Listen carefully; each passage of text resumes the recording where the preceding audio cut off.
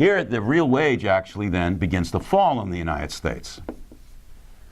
And actually, if to do it properly, it was up here, and so the fall was by eroding the union power. You know, we started out here and we ended up over here after all these different shifts and changes in the labor power market. This is where we started, this is where we end up. So the shift to the right in the supply of labor power overwhelmed the shift into the right for the demand for labor power. And the reasons there are interesting and fascinating, complex, and there will be entire courses. Number two is a shift in the supply of labor power to the right because of women entering the labor force.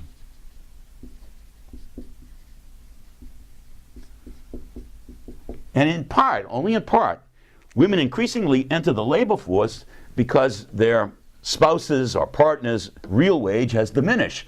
And hence, to maintain the family income, it requires another member of that family besides the male to sell, in this case, her labor power in the market to supplement that income so that they can afford the standard of living to which they have been accustomed for so many decades. Be that as it may, that shift in the supply puts downward pressure on the wage. Secondly, the supply increases because of immigration.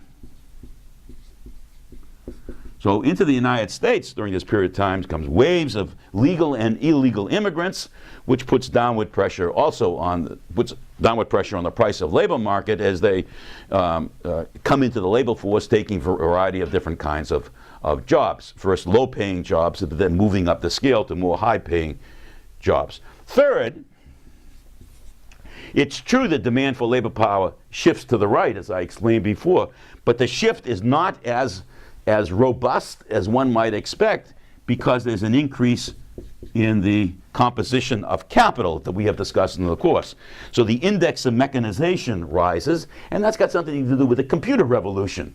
So the U.S. economy doesn't employ as many people as one might expect from a robust K-star plus lambda because the composition of capital is changing. More and more of the capital, C plus V, is composed by the value of machines. So you have these dramatic effects in the U.S. economy, which is pushing down the real wage. Okay, so let me erase this, and let me then go back to that real wage.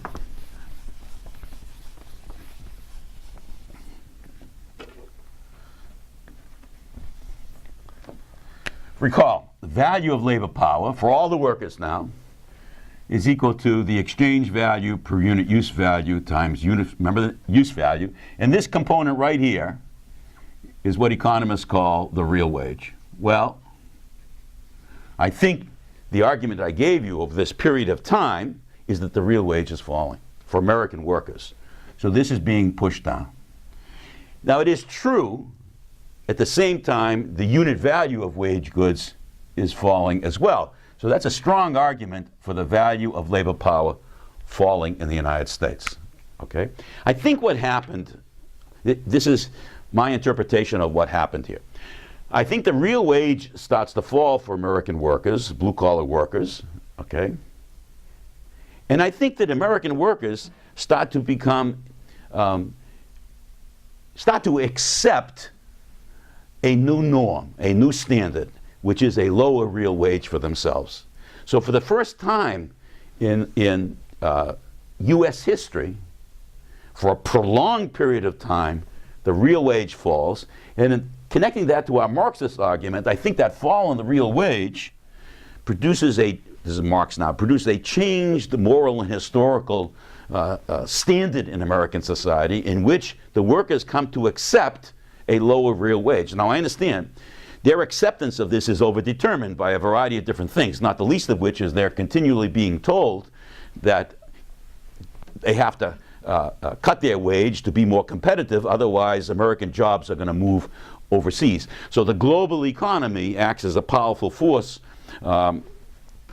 pushing workers to accept a lower standard of living, number one. Number two, their unions have been eroded. So the unions are not there in the workplace to bargain for higher real wages. Moreover, in many of these industries, the unions themselves are complexly shaped by this message because of global competition they have to accept a lower real wage in order to save the jobs of the workers.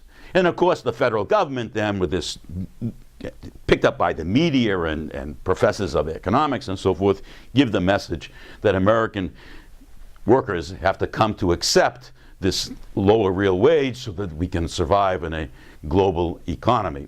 So, I mean, the politics change, the culture change, the economics change, and hence I think what happens that this lower real wage becomes normalized, and then in Marxian language, the value of labor power falls, as well as the unit value of wage goods continue to fall because of a higher productivity of labor. Remember, we did that. The higher productivity is a lower unit value of wage goods. And a very important factor shaping this one is cheap wage goods in China. That is, China becomes a major producer of cheap wage goods, which are produced there, exported to the United States, which enables the wage goods to fall, okay, which in that sense offsets a degree the necessity for the real wage to fall, because workers can go to Walmart and purchase these cheaper wage goods. So if you put them together, we have the value of labor power falling in the United States, and bango, we have then what I just said to you. We have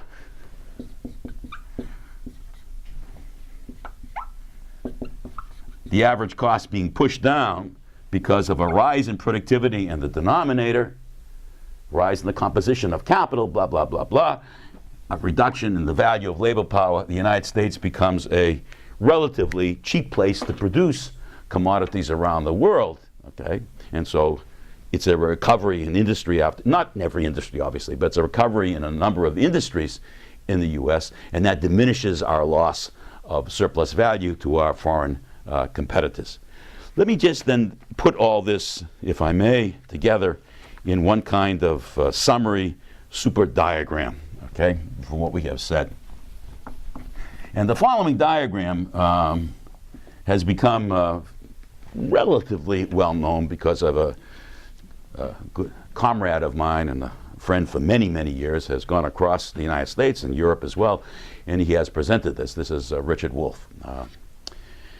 The diagram is as follows, okay? And this is a diagram that Rick and I produced in an article for this journal, Rethinking Marxism, some years ago, just a couple of years ago.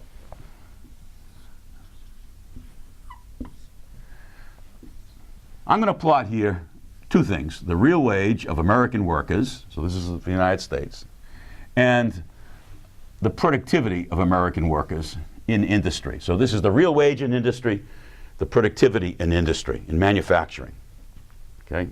And this is over time on the horizontal axis.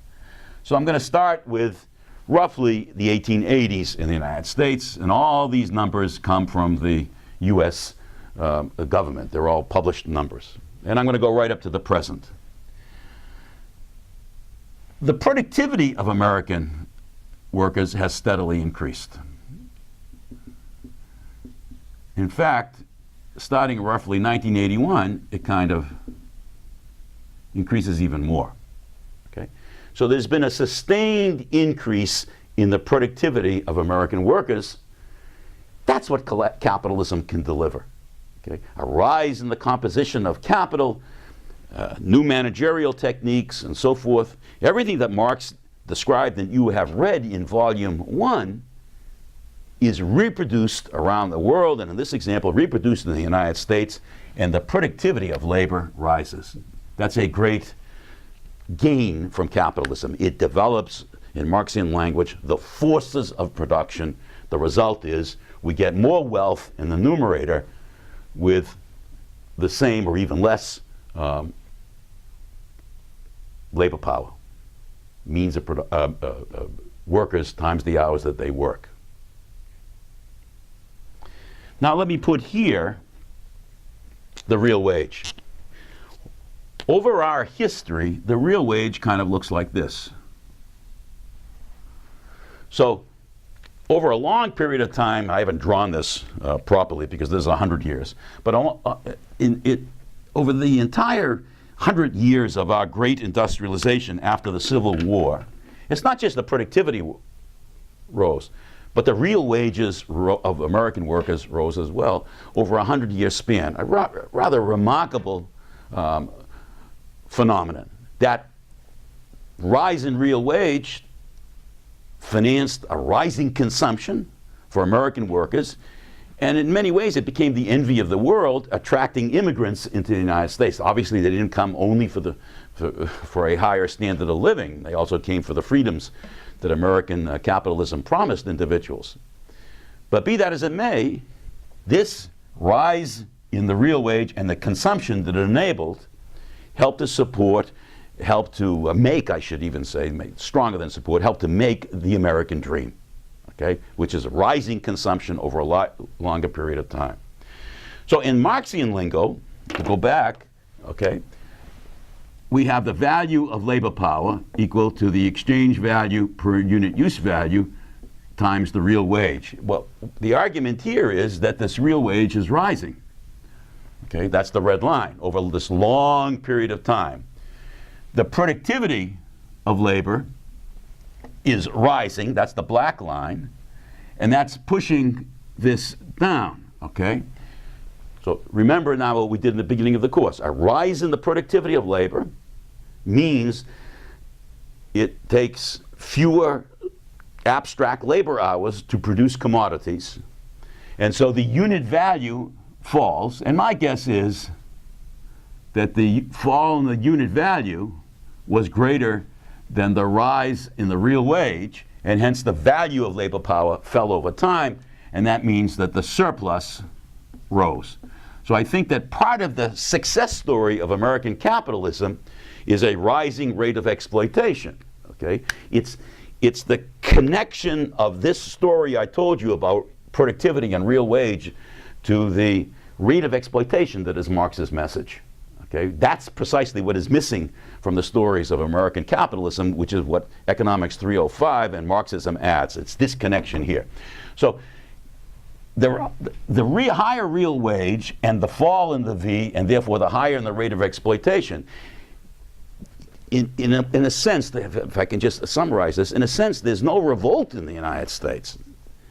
There's no widespread revolt, in part because the higher real wage compensates for the higher rate of exploitation. So capitalism delivers a higher real wage and a higher consumption, which helps to offset the rise in the rate of exploitation, okay? Along with a variety of other mechanisms which overdetermines the inability of socialism to mount any kind of sustained presence in the United States, not the least of which is the idea of American exceptionalism, which is the United States delivers not only a higher standard of living, but also all the freedoms associated with a free market system. That too has an important role to play.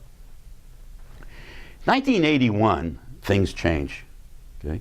For the first time in US history, this real wage stops rising. It kind of looks something like this. It actually falls a bit, right up to the present, okay? So we have something new after 1981, okay? And this is reflected in the solution to that crisis that I started this lecture with and talked about last time, which is because of changes in the labor market, because of this attack upon unions, because of a changed kind of culture in the US in which workers are willing to accept a lower real wage, this no longer rises. So we have, excuse me, we have now, I'm going to rewrite it over here, the value of labor power. So this is before, this is 1880s.